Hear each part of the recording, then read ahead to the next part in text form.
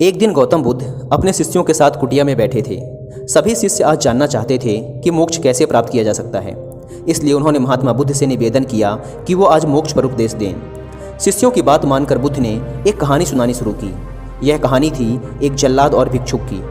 अपने राज्य का मुख्य जल्लाद, जिसने बहुत से गुनाहगारों को दंड दिया था, अब वह रिटायर होकर राज्य से बाहर एक कुटिया बनाकर अपना जीवन व्यतीत कर रहा था। उसे हमेशा लगता था कि उसने कितने लोगों की हत्या की है, वह कितना बड़ा पापी है। ऐसे ख्यालों से वह हमेशा घिरा रहता था। वह अपना सारा दिन पश्चाताप में ही गुजारता था। एक दिन वो रोज की तरह इन्हीं ख्यालों में खोया हुआ खाना खाने के लिए थाली परोस रहा था। तभी उसको बाहर दरवाजे से किसी की आवाज़ आई। उसने बाहर जाकर देखा तो एक भिक्षुक खड़ा था।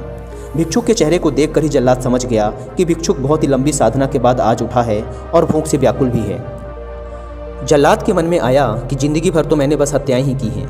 आज मौका मिला है कुछ पुण्य कमाने का, तो इसे गंवाना नहीं चाहिए। उसने भिक्षुक को पूरे सम्मान के साथ अंदर बुलाया। वह अपने खाने की थाली उसे दे दी। भिक्षुक खाना देखकर बहुत प्रसन्न हुआ। भरपेट भोजन करके भिक्षुक ने जल्लाद से बातचीत शुरू की। जल्लाद ने भिक्षुक को अपने जीवन की सारी कहानी सुनाई। उसने बताया कि वह कैसे काम करता था, उसने कितने लोगों को फांसी दी और वह सोचता है कि वह कितना बड़ा अपराधी है। जल्लाद की वेदना सुनकर भिक्षुक बहुत ही शांत स्वर में बोले, क्या तुमने वो जीव हत्याएं अपनी मर्जी से की थी? जल्लाद ने कहा, नहीं, मैं तो बस मेरे राजा की आज्ञा का पालन कर रहा था। मेरा कोई इरादा नहीं था उन्हें मृत्युदंड या सजा देने का। तब भिक्षुक ने कहा, फिर तुम अपराधी कैसे हुए? तुम तो अपने राजा के आदेशों का पालन कर रहे थे। तब जाकर जल्लाद को एहसास हुआ कि वह किसी गलत काम के लिए जिम्मेदार नहीं था। उसका कोई दोष नहीं है, वह तो बस अपना दायित्व पूरा कर रहा था। इस प्रकार जल्लाद का मन शांत हो गया। फिर भिक्षुक ने जल्लाद को उपदेश दिया और उससे विदा ले ली। इस घटना के बाद से जल्लाद का मन शांत रहने लगा। उसने भिक्षुक द्वारा दिए गए उपदेशों व शिक्षाओं का पूरे नियम पूर्वक पालन भी किया, जिससे उसे ज्ञान की प्राप्ति हुई और उसकी मौत के बाद उसे मोक्ष प्राप्त हुआ।